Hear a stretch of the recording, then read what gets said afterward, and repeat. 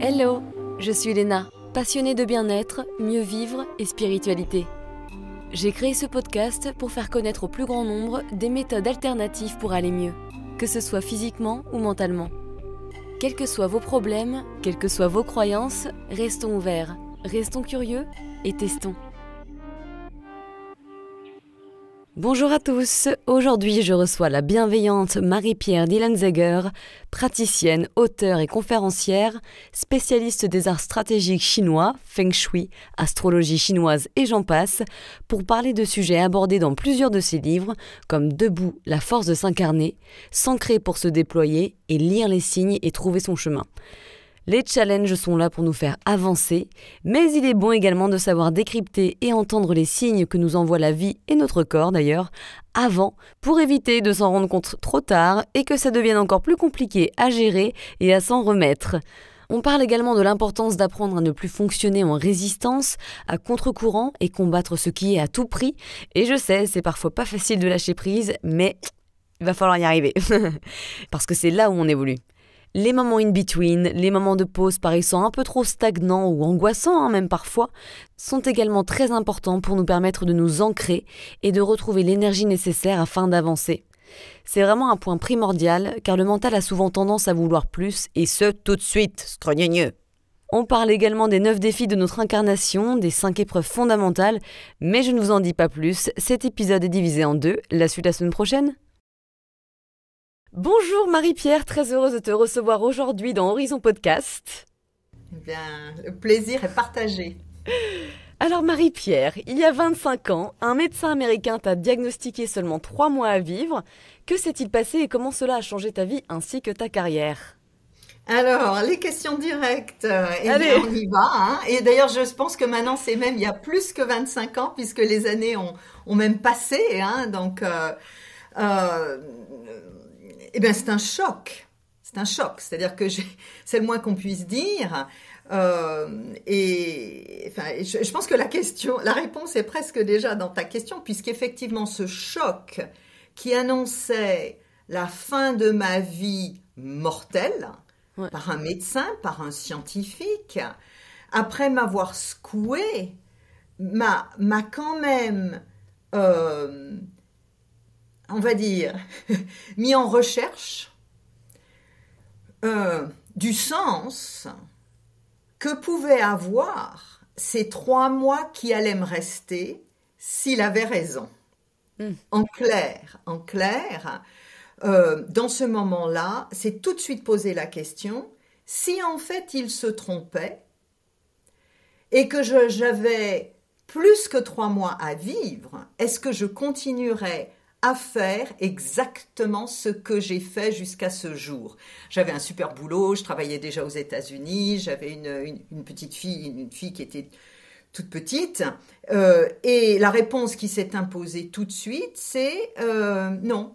Donc, ce que je peux dire, c'est que ce choc, qui était basé sur une prédiction médicale fausse, a enclenché d'abord de la résignation, une tristesse terrible, mais aussi un questionnement qui m'a permis de rassembler autour de moi les alliés que je pouvais avoir. Et les alliés, ça peut être des personnes, mais c'était aussi là une reconnexion avec les endroits, les activités, qui, elle, me convenait vraiment. Et donc, mais j'ai mis ça sur une étagère pour le jour où peut-être je pourrais m'en occuper si j'en sors. Donc, parce que pendant 3 mois, c'était un tunnel terrible.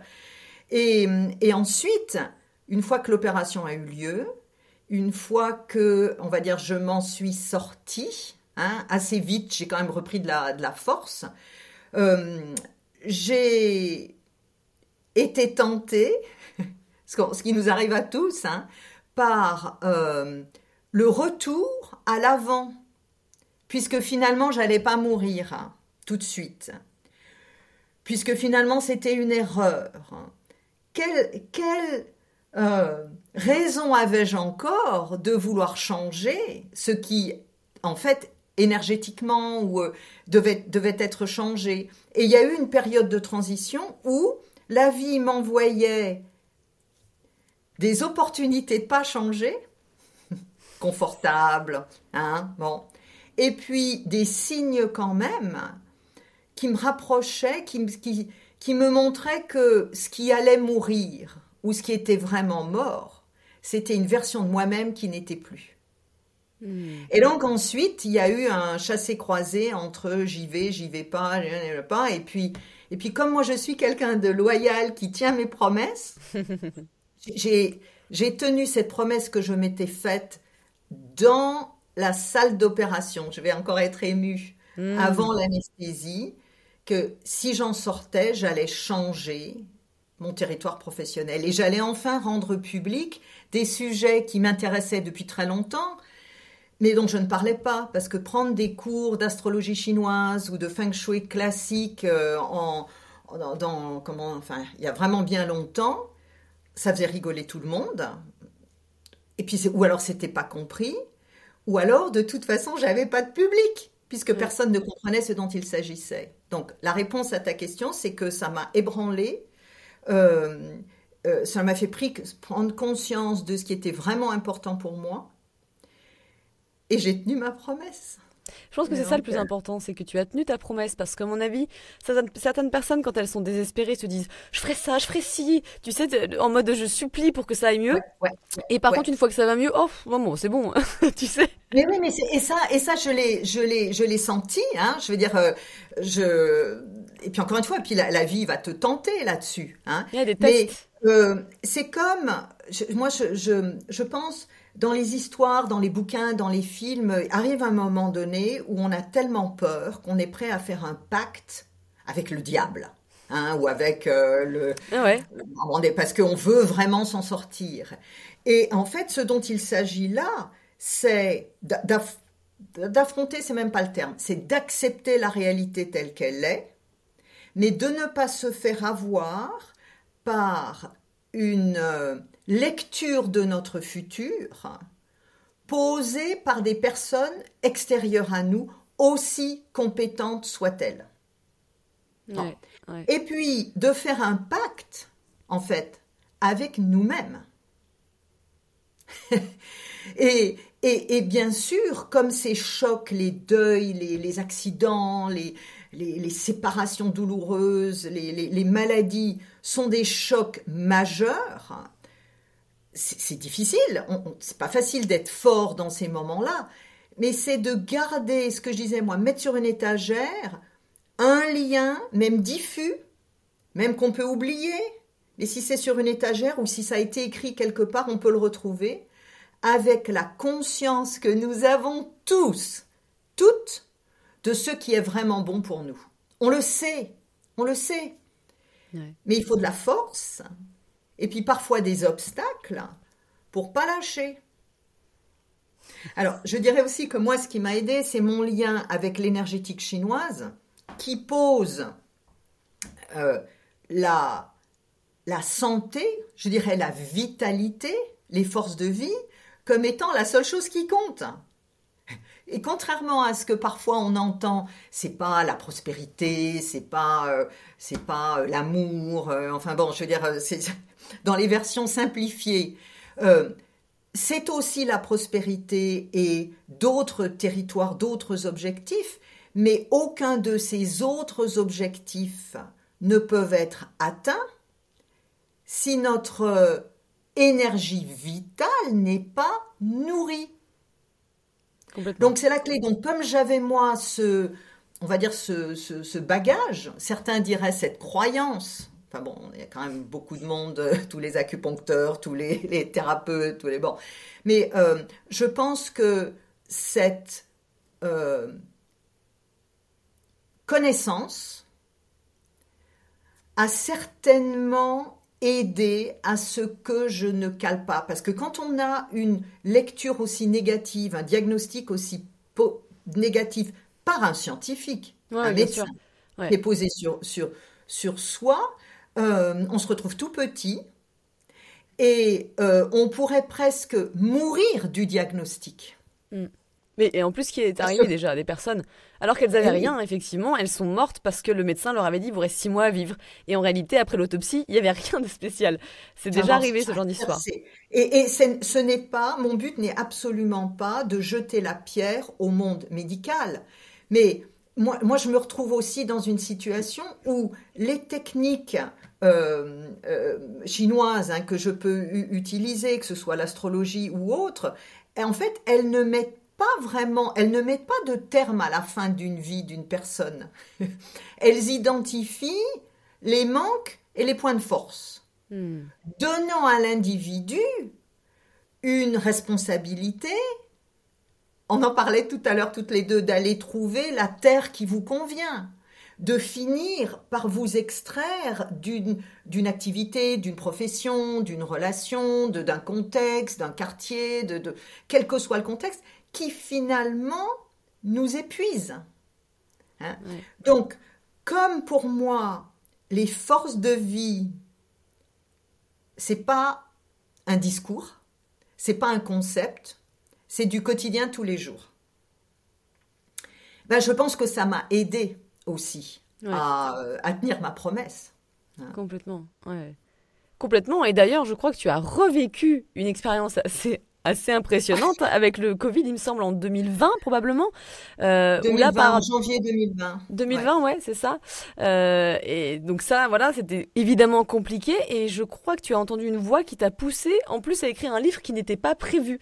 Alors en quoi cette deuxième épreuve, proche de la mort, si je puis dire, elle a été différente?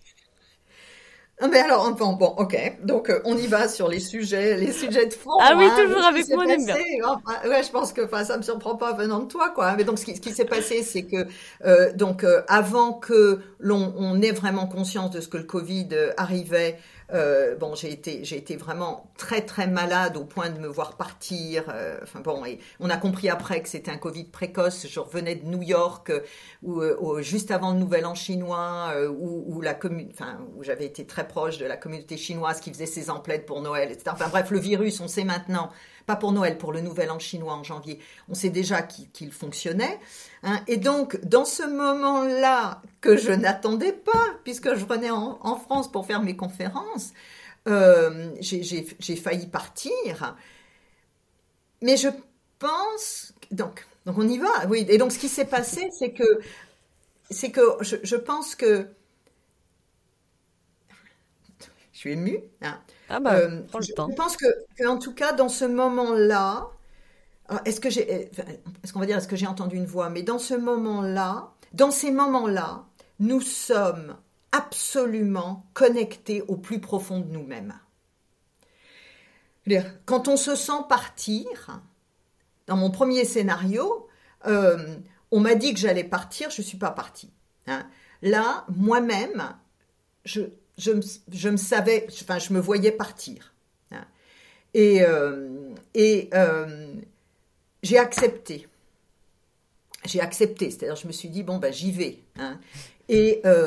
Et c'est là, j'ai quand même demandé au ciel, je pense que ce que je me suis dit, non mais c'est quoi que j'ai pas vu, c'est quoi ou qu'est-ce qui me reste à faire en fait, puisque je pars. Et c'est là que j'ai entendu, faut que tu écrives. C'est comme si mes guides étaient arrivés, faut que tu écrives. Et je me rappelle dans un espèce de coma, quoi. J'étais pas dans le coma, mais j'étais complètement out. Je me suis dit, mais je viens d'en sortir un bouquin. C'est pas possible. Je vais enfin bordel! Je vais dire, faut arrêter, c'est pas possible. Et ce que je me souviens, c'est que j'ai accepté. J'ai dit oui, ok. Là, si j'en sors, je fais ça. Et apparemment, ce qu'on m'a dit, c'est qu'à ce moment-là, la fièvre est tombée. J'ai apparemment dormi pendant 3 jours. J'ai simplement dormi, quoi. On me nourrissait à la petite cuillère. Et quand je me suis réveillée, je me suis dit, un autre bouquin, mais sur quoi? Et puis finalement, ça a été debout, puisque je me suis remise debout. Et le deal, c'était aussi que mes guides, il fallait qu'ils m'aident un peu, quoi, quand même, parce que finalement, ce que j'ai compris, c'est que mon travail, nos forces de vie ne concernent pas que les aspects matériels. Nous sommes sans arrêt en interaction avec du plus grand que nous. qu'on voit puis qu'on voit pas. Et de s'ouvrir à ce que l'invisible, qui peut être le sourire de quelqu'un qu'on n'a pas encore rencontré, hein, ou qui peut être quelque chose derrière un buisson qu'on n'a pas encore vu, un animal qui nous guette, mais qui peuvent aussi être nos guides.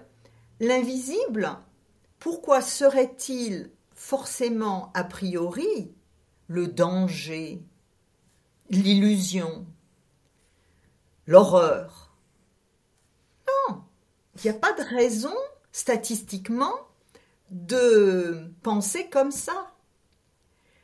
Et donc, je pense que ce que je fais finalement, c'est que j'ai accepté de parler, de mettre en mots une part encore plus subtile de ma pratique, en tentant toujours de transmettre un maximum d'informations, parce que parfois le sens, on ne va pas le trouver dans l'explication purement logique et cartésienne, quand on se refait les films, du pourquoi, du comment on a eu cet accident de voiture. Parfois, c'est inexplicable. Totalement. On pourrait dire c'est le mauvais moment, le mauvais endroit, etc. Mais on a quand même tendance à se dire qu'est-ce que j'ai fait moi, etc.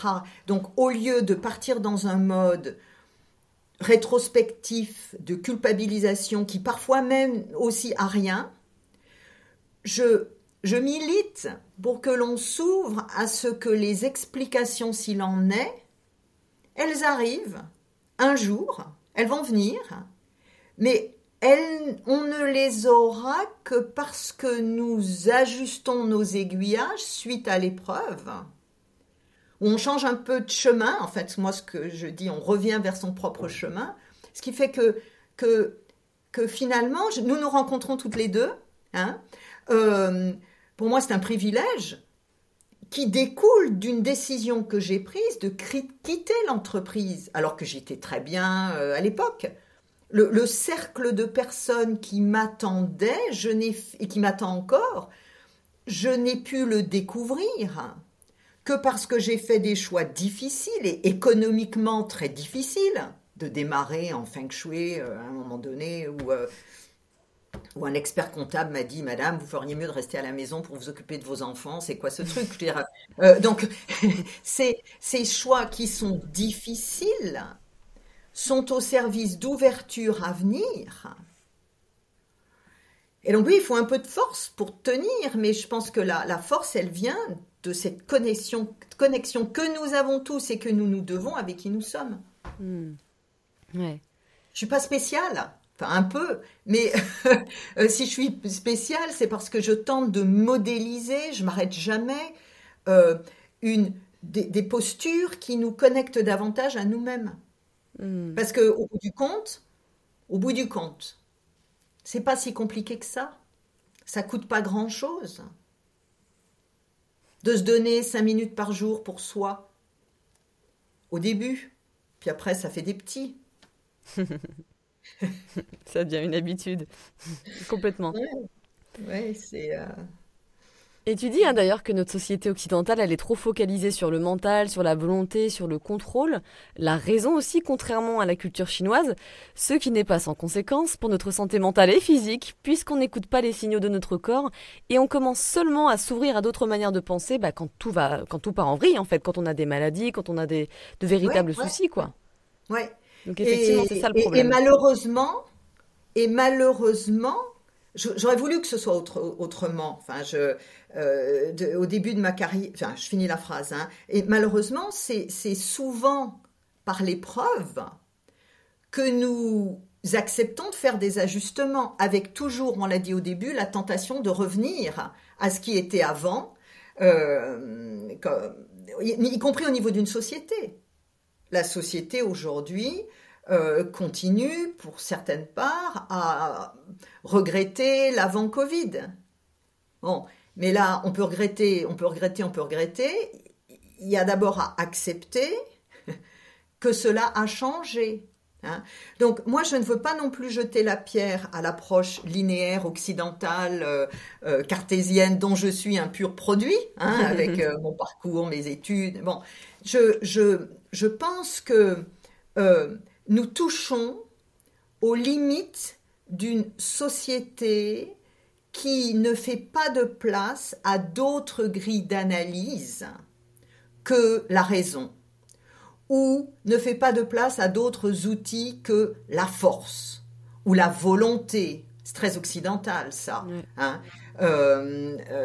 Et alors que dans l'approche ancienne chinoise, pas forcément actuelle, contemporaine, hein, où parfois certaines villes chinoises, on a l'impression qu'elles sont plus modernistes, futuristiques que New York, hein, en fait. Et donc, ce que je pense, c'est que d'abord, l'humain, nous tous, un grand nombre de personnes, en ont assez d'être soumis à des lectures d'eux-mêmes qui ne leur correspondent pas. Et que le moment arrive où, parce qu'on peut être déçu par la société ou par des réponses qu'on n'a pas, le moment arrive où se rassemblent, je pense, enfin, se rassemblent grâce aux réseaux sociaux aussi, des communautés de personnes qui sont suffisamment conscientes d'elles-mêmes et curieuses d'une autre lecture ou d'une lecture complémentaire. Parce qu'on peut être suivi médicalement par un médecin, par tous ces médecins, tous ces généralistes de qualité qui font un boulot fantastique de terrain et qui parfois sont pas mal fatigués, et puis en même temps aller voir un acupuncteur ou plus il y a de compétences autour de la table, plus la personne est gagnante. Hein? Donc, et je veux aussi dire que pour moi, ce qui m'a beaucoup aidé, c'est aussi la lecture de tous les textes de stratégie chinoise, ou bien sûr l'art de la guerre, mais aussi les arts martiaux, où l'idée n'est pas de gagner, toujours. Hein. L'idée, et surtout pas de gagner en étant tout détruit. L'idée, elle est de détruire le moins possible, de nourrir ses forces, que ce soit les forces d'un pays, en ne s'engageant jamais dans des batailles qui valent pas la peine. Donc, ça, pour moi, ça s'applique à notre quotidien.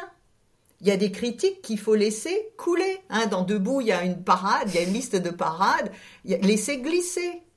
On est comme un canard, ça, il pleut, bon, bah, on est quand même imperméable, etc. Laissez glisser, laissez couler.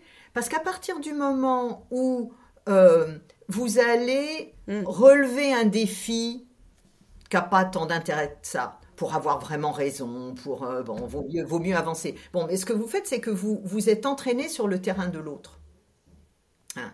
Parfois, dans des débats qui vont rien vous rapporter, et puis surtout qui vont même pas permettre à l'autre de commencer à entendre le début de votre point de vue à vous.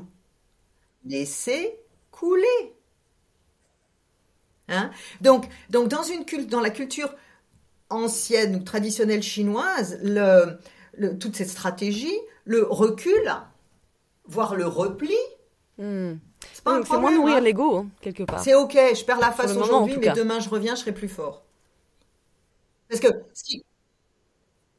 oui, et puis l'ego, tout à fait, l'ego on en a besoin, mais comme le corps, comme l'ego sans le corps, bah, il va pas loin, hein? Donc on va d'abord nourrir le corps. Comment? Activité physique, l'alimentation, le sommeil. Bon, moi, je me force tous les jours. Je suis soit à nager, soit à courir, soit... Je veux dire, il y a vraiment des jours, j'ai pas envie d'y aller, surtout en hiver. Surtout ici à Boston, il y a de la neige, c'est pas possible, on n'a pas envie, il faut dégager la voiture, enfin bref. Mais le sport qui pour moi n'est pas un loisir, c'est pas une détente, c'est une alimentation quotidienne. Une discipline quotidienne. Puis Dieu sait si, encore une fois, c'est pas simple. Est la condition du rayonnement, de la capacité d'encaisser des chocs aussi, parce qu'on est, même physiquement, on est moins facilement déstabilisé. Hein. Euh, et, et donc, encore une fois, ce n'est pas la culture occidentale qui débloque et la culture chinoise ancienne qui est la meilleure. Ce que j'ai toujours cherché à faire, ce sont des ponts Ah, totalement. entre cerveau gauche et cerveau droit, entre Occident et Orient, entre pratique Complètement. d'intelligence et pratique de présence. Et, et ce qui est extraordinaire, c'est un des secrets les mieux gardés, c'est que c'est pas si compliqué que ça dès lors que l'on commence et qu'on tient la route un petit peu tous les jours. Moi, j'habite pas très loin de la mer, là, sur la côte est des États-Unis. J'ai mis 40 ans à y arriver. Okay. Bon, ben, c'était long. C'était impossible. Je suis née en Alsace, la mer, je l'ai pas vue tout de suite. C'était loin, c'était impossible. Mais d'ailleurs, c'est la France qui dit que impossible n'est pas français. On le dit, elle existe toujours cette expression. Donc, donc que nous ne puissions pas sortir d'une ornière aujourd'hui, ou d'une difficulté, ou d'une relation maltraitante, d'une succession qui n'avance pas, ou du bruit, les voisins au-dessus. Ok, ok. Y a pas, enfin, je n'ai pas de formule magique pour que ça change comme ça. Mais de se connecter dès aujourd'hui à un ailleurs qui n'est pas encore, sans tout de suite céder au découragement, à la malédiction. C'est pas pour moi, je l'aurai jamais, c'est pas possible. Elle a ceci que j'ai pas, etc. Moi, j'ai des choses que d'autres n'ont pas et j'ai plein de choses que plein de gens ont. Hein. Eh bien, ça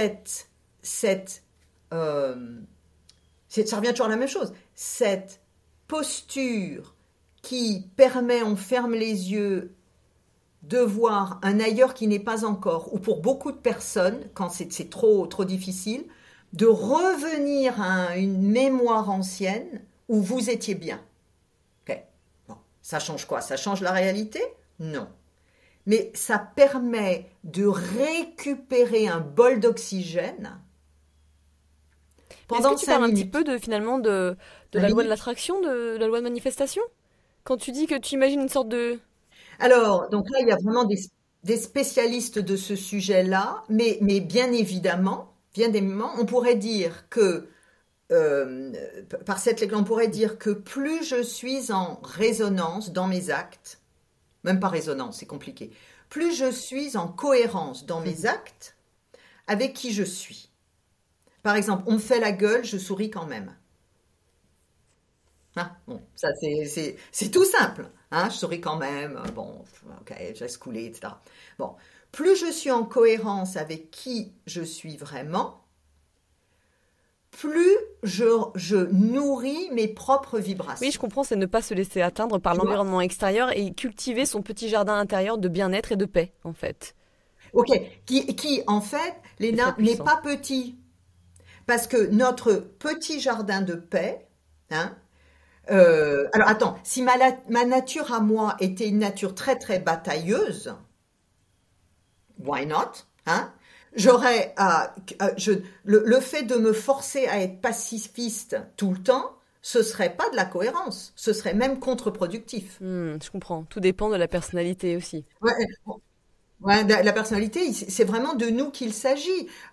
Certaines personnes, par exemple en Occident, on diabolise la colère. Il faut surtout pas se mettre en colère. Bon. Dans l'approche énergétique, la colère, bon ben la colère, c'est une sacrée dépense d'énergie.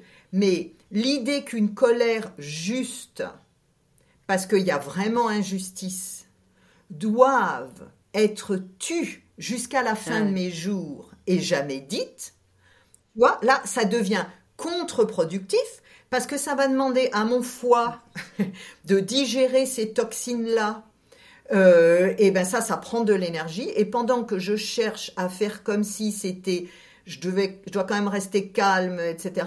Eh bien, les forces qui me permettent d'avancer sur mon chemin à moi, de poser quelques pas qui me rapprochent d'un lieu que je ne connais pas encore, d'un contexte qui me fera du bien dans quelques années, eh bien, ces forces-là disparaissent quand j'éteins le couvercle, enfin quand je mets le couvercle. Je comprends. Ouais. Tu vois? Donc, ce que tu dis, donc oui, il y a correspondance.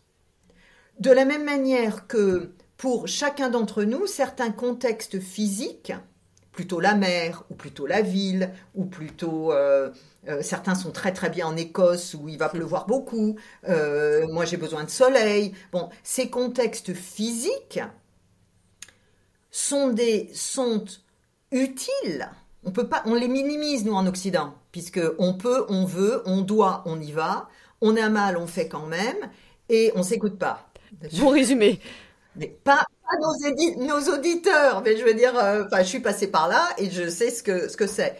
Euh, or, il y a une autre posture qui est, bien que n'étant pas encore complètement en phase avec qui nous sommes, c'est de garder quand même le fil, là j'ai un fil de téléphone, de garder le fil qui me connecte à ce que j'ai déjà rassemblé comme information utile pour confirmer qui je suis.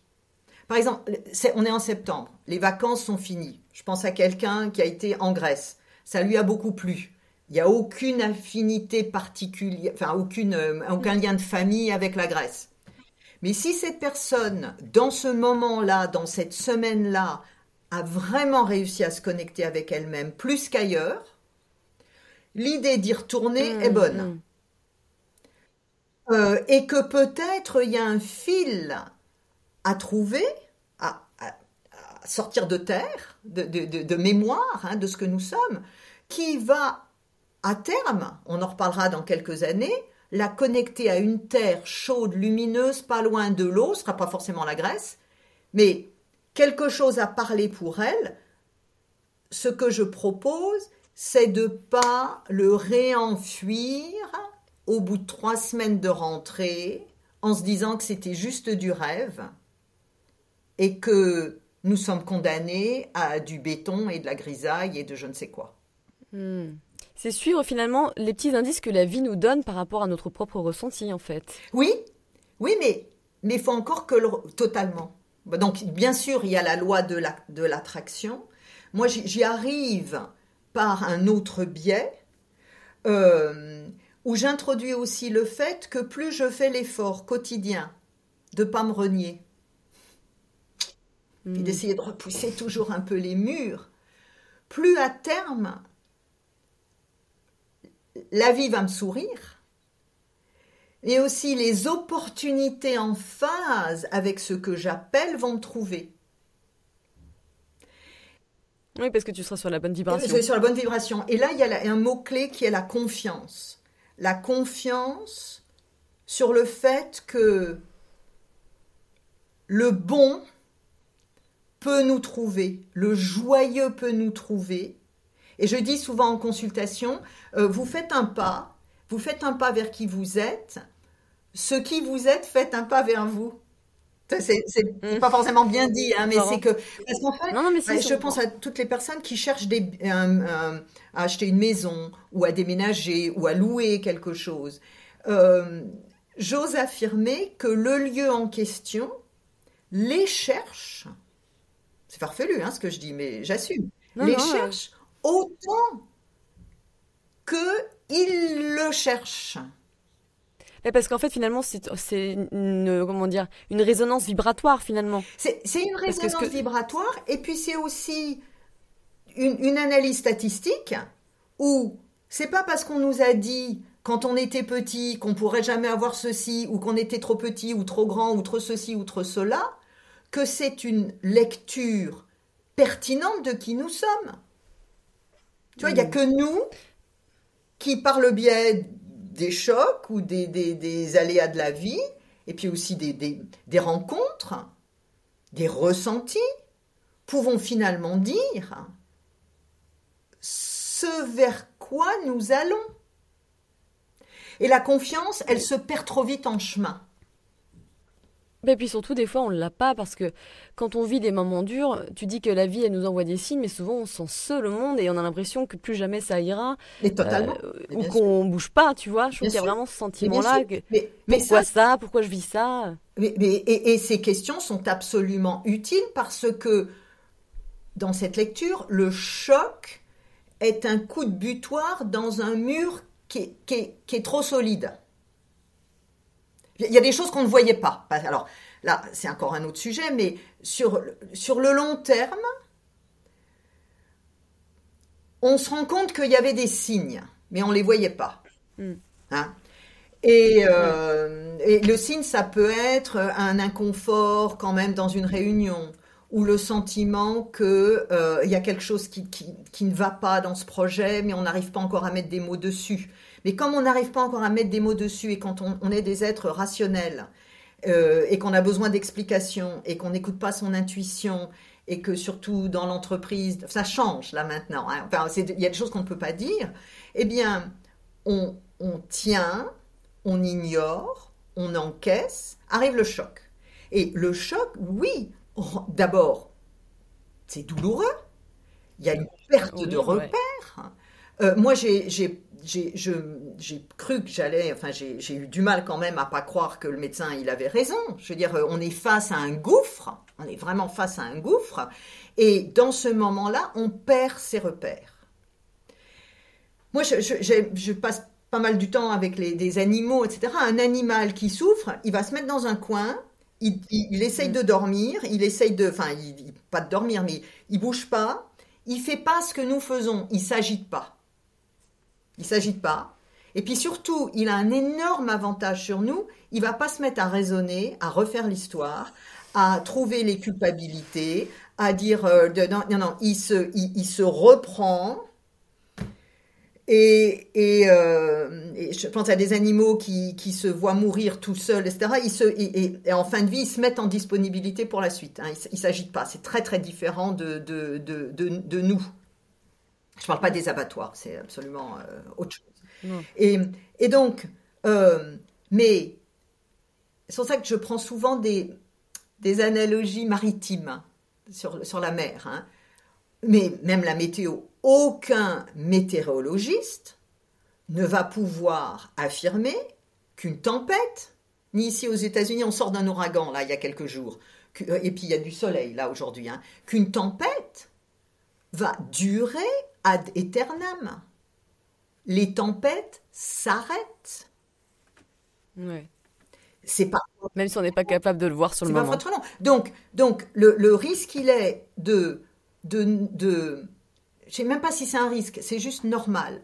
Mais mon conseil, il est de ne pas projeter sur la suite du deuil, sur la période de convalescence, sur la suite, le désespoir et le Hmm. sentiment de fin du monde que nous traversons tous, c'est humain dans un moment Ouais. terrible. Et j'ai une image, peut-être que tu as déjà entendu, enfin dans l'un de mes livres, cette image de déménageur avec un gros meuble dans un escalier en colimaçon. Ceux et celles qui ont déménagé se sont peut-être déjà retrouvés dans une situation où ça ne marchera pas, où ça ne passera pas, on ne peut plus avancer, on ne peut plus reculer. Et on a l'impression qu'à jamais, on est coincé. Ça, c'est pas très différent dans une situation professionnelle où je m'en sortirai jamais, je vais jamais trouver autre chose, et puis maintenant c'est encore Ou je vais jamais pire, aller mieux. voilà, et puis j'en suis pas capable, et puis etc. Or, personne n'est jamais resté coincé à jamais avec un gros meuble dans un escalier en colimaçon. Aussi ridicule que soit mon exemple. Hein. Donc moi je suis surprise de cette capacité que nous avons d'être complètement présent à l'instant dans une difficulté terrible, donc où on perd la perspective,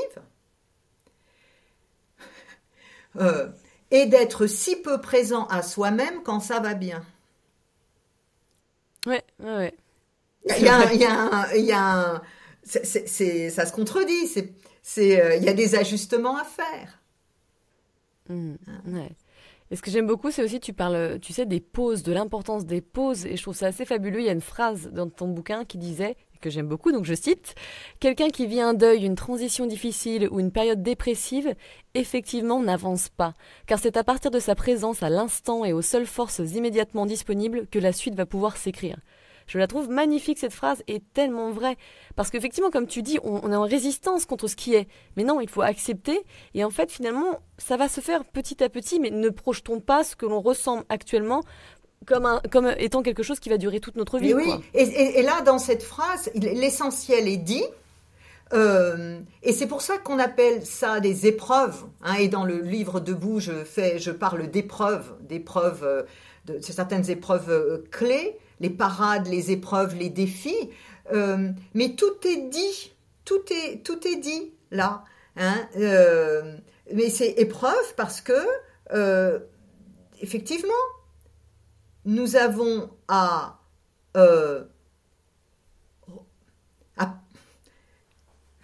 parce que l'objectif ou le conseil, il est d'instaurer, de travailler d'établir une confiance, comment on va dire, inébranlable en qui nous sommes, en qui vous êtes. Et alors, aussi, je pourrais dire que pendant longtemps, au début de ma pratique en astrologie chinoise, je cherchais absolument la carte énergétique, le thème, indemne de tout obstacle. Hein, l'idéal. Et puis, j'ai beaucoup enseigné, donc je disais ça, il y a ce modèle-là, etc. Bon, eh bien, j'ai jamais trouvé.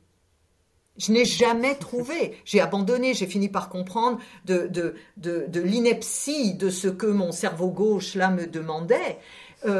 Et nous ne mesurons pas. Je reprends. Nous avons une capacité à projeter sur l'autre une facilité pour eux. Hein? C'est plus facile pour l'autre. Pour moi, c'est difficile. Hein, mais il ou elle ne comprend pas que pour moi, etc. Ne faisons pas ça. Ne nous comparons pas. Parce qu'en fait, quand on creuse un peu, on se rend compte que personne n'est indemne de choc. Certains cachent leurs cicatrices mieux que les autres. Certains ont dû prendre des cours de théâtre au cours Florent ou ailleurs, hein, et sont plus capables de projeter une image de maîtrise absolue en tout, partout. Mais je veux dire, la qualité de notre être se nourrit aussi de ce que nous avons traversé. Bon, mais alors après, ça ouvre des sujets énormes qui ont à voir avec la manière dont nous positionnons en tant que société, de l'attente que nous avons tous, que tout soit fluide, que tout soit assuré, que on a des assurances pour tout. Hein, je veux dire, et puis ce que je trouve invraisemblable, les assurances vie, c'est en cas de mort. Je veux dire, en termes de marketing, c'est génial comme formule. Hein. Non mais bon, donc et puis en termes d'éducation, moi qui ai des enfants, on ne veut surtout pas qu'il leur arrive mal. On ne veut surtout pas que nos proches souffrent. Mais au bout du compte, dans une société qui a plein de solutions pour minimiser la souffrance, on a maintenant on met des casques en vélo, enfin on met des serviettes, pas des serviettes, enfin on a tout ce qu'il faut pour éviter des dégâts aussi graves qu'ils étaient quand il n'y avait pas de ceinture de sécurité dans les voitures, etc. Mais mais il est une société qui s'imaginerait que le choc est toujours évitable et est une société qui trompe son peuple. La suite la semaine prochaine ?